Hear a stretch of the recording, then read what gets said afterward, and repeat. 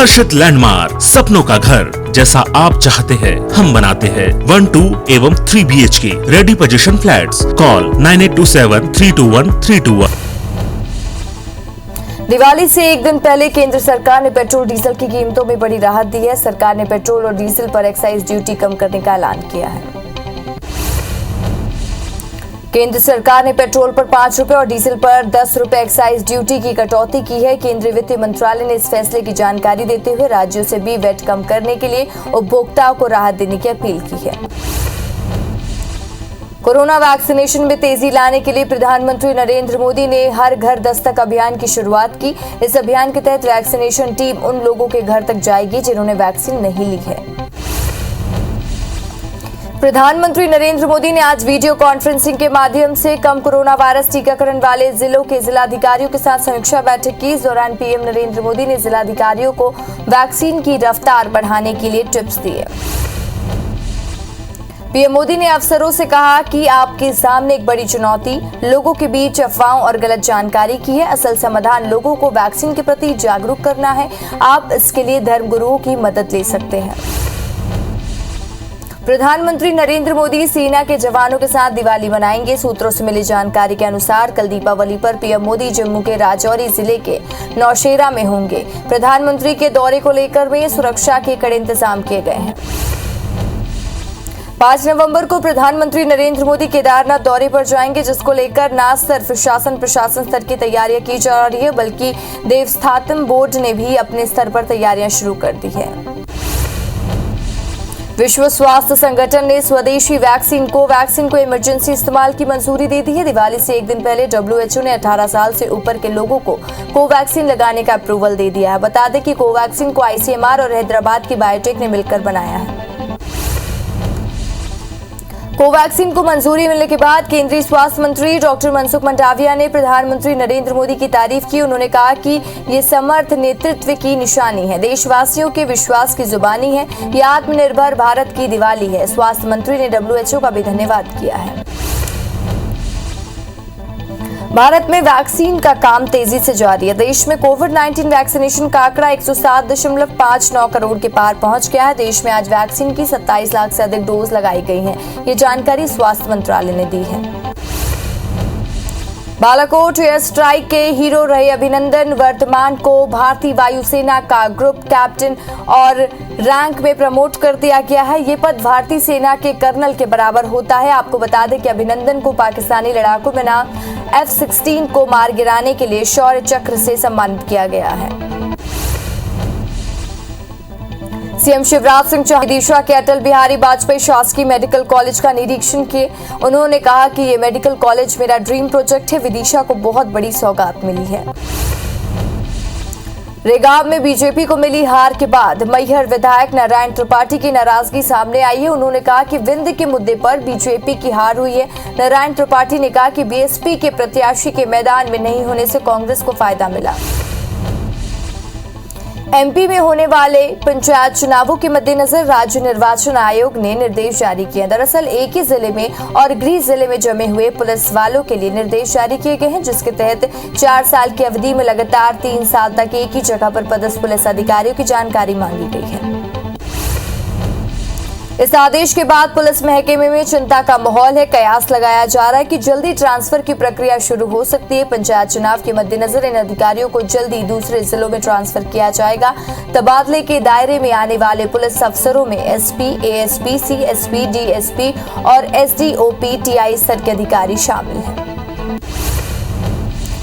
मध्य प्रदेश में प्रदर्शनकारी और आंदोलनकारी भी अब कानून के दायरे में आएंगे। अगर विरोध प्रदर्शन के दौरान उन्होंने किसी सरकारी या निजी चल अचल संपत्ति को नुकसान पहुंचाया तो उनसे उतनी ही राशि वसूली जाएगी। आंदोलन या प्रदर्शन का नेतृत्व करने वाले भी बच नहीं पाएंगे। राज्य सरकार लोक और निजी संपत्ति नुकसान निवारक एवं नुकसानी की वसूली अधिनियम 2021 लाने जा रही है।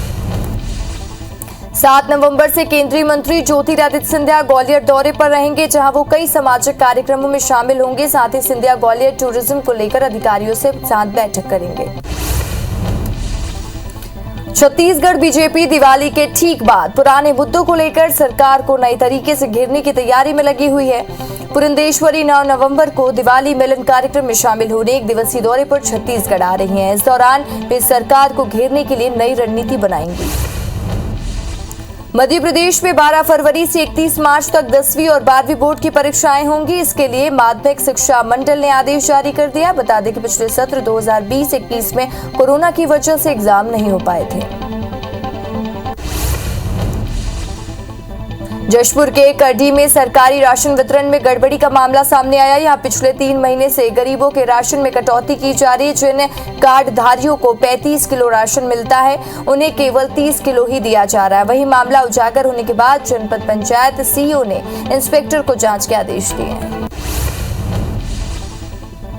गुना के बीनागंज के पास भीषण सड़क हादसा हुआ है। डिवाइडर से कार के टक्कर होने की वजह से 3 लोगों की मौके पर ही मौत हो गई। वहीं 3 लोग घायल बताए जा रहे हैं। घायलों को अस्पताल में भर्ती कराया गया। बताया जा रहा है कि बरखेड़ा गांव के पास भीषण सड़क हादसा हुआ है। दरभा के कटे कल्याण मार्ग पर एक पिकअप वाहन पलट गया। इस हादसे में 3 लोगों की मौके पर ही मौत हो गई। वहीं 13 लोग गंभीर बताए जा रहे हैं, जिन्हें मेडिकल कॉलेज जगदलपुर रेफर किया गया है। सभी ग्रामीण एक ही गांव के रहने वाले हैं। जबलपुर के खितौला थाना क्षेत्र में बदमाशों ने बीजेपी नेता की गोली मारकर हत्या कर दी। मृतक सुरेश बर्मन अपनी दुकान बंद करके घर जा रहा था, तभी खितौला सिहोरा मोड़ पर हमलावरों ने गोली मार दी और बाइक मोबाइल लेकर फरार हो गए।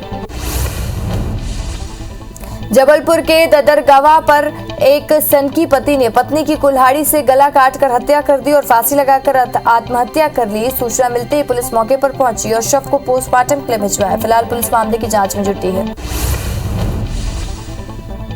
बालोद के डोडी लोहारा पर उधारी पैसे नहीं देने पर जनपद सदस्य राजेश साहू ने ढाबे में काम करने वाले एक मजदूर की पिटाई कर दी, जिससे उसे चोटें आई। वहीं पीड़ित की शिकायत पर पुलिस ने आरोपी के खिलाफ केस दर्ज किया। बलरामपुर में महिला के साथ दुष्कर्म और अश्लील वीडियो बनाकर ब्लैकमेल करने वाले आरोपी को पुलिस ने गिरफ्तार कर लिया है। दरअसल पीड़िता जंगल गई थी, तभी आरोपी ने उसे बंधक बनाकर बलात्कार किया और वीडियो भी बना लिया। बाद में आरोपी वीडियो वायरल करने की धमकी देकर पैसे की डिमांड करने लगा, जिससे परेशान होकर पीड़िता ने थाने में रिपोर्ट दर्ज कराई। धमतरी के रिसाईपारा में पुलिस ने एक घर में रेड मारकर 6 जुआरियों को गिरफ्तार किया है। साथ ही उनके कब्जे से ही 43,000 रुपए जब्त किए। दरअसल पुलिस को मुखबिर से इस बारे में सूचना मिली थी। नागपुर से हाईवा चोरी कर बेचने की फिराक में घूम रहे 3 चोरों को पुलिस ने गिरफ्तार कर लिया है और साथ ही उनके कब्जे से हाईवा को भी जब्त किया गया है। आरोपियों ने पूछताछ में कटनी में भी एक हाईवा बेचने की बात कबूली है और जिसके बाद पुलिस ने उसे भी बरामद कर 2 कबाड़ियों और 1 सहयोगियों को गिरफ्तार किया है। ठगों ने सराफा कारोबारी को ठगने का अनोखा तरीका निकाला। ठग अब सराफा व्यापारी को हॉलमार्क का लेबल लगाकर सोने के नकली जेवर बेच रहे हैं। इस बात का खुलासा जबलपुर में एक सराफा व्यापारी को ठगने की कोशिश करने वाले जालसाज की गिरफ्तारी के बाद हुआ। इंदौर में पुलिस ने मुखबिर की सूचना पर एक रिक्शा से 40 किलोग्राम अवैध भांग जब्त किया है। दरअसल पुलिस को सूचना मिली थी कि एक रिक्शा चालक मोरसहली गली से अपने रिक्शा में भांग रखकर जा रहा है, जिसके बाद पुलिस ने रिक्शा का पीछा कर 2 बोरियों में रखी 40 किलो भांग को जब्त किया। फिलहाल पुलिस मामले की जांच में जुटी है। नीमच के में सावन में बस स्टैंड के पास खड़ी एक कार में पुरानी रंजिश के चलते 5 लोगों ने आग लगा दी, जिससे कार जलकर पूरी तरह से खाक हो गई। पुलिस ने इस मामले में आरोपियों के खिलाफ केस दर्ज कर उनकी तलाश शुरू कर दी है। जांजगीर चांपा में मेडिकल दुकान में आग लगने से लाखों का नुकसान हुआ है। बीती रात हुई इस घटना में आग लगने का कारण अज्ञात बताया जा रहा है। आग लगी देख आसपास के लोगों ने आग बुझाने का प्रयास किया और दुकान संचालक को घटना की जानकारी दी। पखांजूर के छोटे बेटिया थाना क्षेत्र पर बीएसएफ और पुलिस जवानों ने एक नक्सली स्मारक को ध्वस्त किया है। नक्सलियों ने थड़वायली महाराष्ट्र सीमा के पास स्मारक बनाया था, जिसे सर्चिंग के दौरान सुरक्षा बलों ने ध्वस्त कर दिया। दमोह में भ्रष्टाचारियों पर लोकायुक्त ने नकेल कसने का काम किया है। नगर पालिका में पदस्थ सहायक राजस्व निरीक्षक मनोज तंतवाय को 10,000 की घूस लेते हुए रंगे हाथों पकड़ा है। ग्वालियर में 2 महीने पहले जन्मे टाइगर मीरा के नन्हे शावकों को पहली बार केज से बाहर निकाला गया, जिन्हें देखने और उस पल को कैप्चर करने के लिए चिड़ियाघर में सैलानियों की भीड़ लग गई। इस दौरान सैलानियों से शावकों के नामकरण के लिए पर्ची पर नाम लिखवाए गए हैं। सीतापुर में 30 हाथियों के दल ने उत्पात मचाया हुआ है। हाथियों ने पहाड़ी कोरवा समुदाय के 3 लोगों के घर को तोड़ दिया है और सल्याडी सर्किल में लगातार हाथी का दल घूम रहा है। हाथियों के उत्पात के चलते फसल कटाई प्रभावित हो रही है। वहीं सीतापुर वन अमला हाथियों की निगरानी में जुटा है।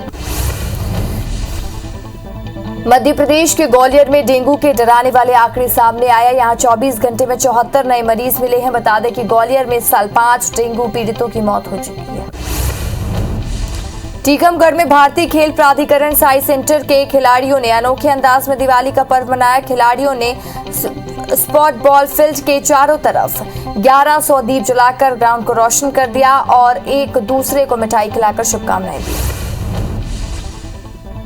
मुख्यमंत्री भूपेश बघेल ने मंशानुसार के दुर्गा के पुलिसकर्मियों और कुंभारों को दिए और अन्य सामान खरीदे और अचानक पुलिसकर्मियों के दुकान पहुंचने से छोटे व्यवसायी पहले तो डर गए और दुकान न हटाने की गुहार लगाने लगे, लेकिन पुलिस अधीक्षक ने खरीदारी के लिए आने की बात कही तो उनके चेहरे खिल उठे।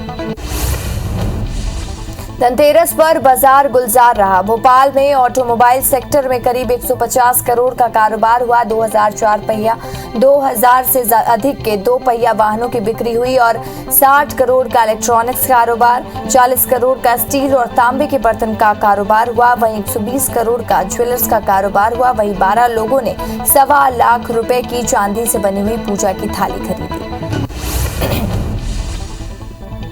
विदिशा के मुक्तिधाम के रूप में रूप चौदस के मौके पर दीपोत्सव पर्व मनाया गया। साथ ही कोरोना काल में दिवंगत लोगों की याद में दीप जलाकर उन्हें श्रद्धांजलि दी गई।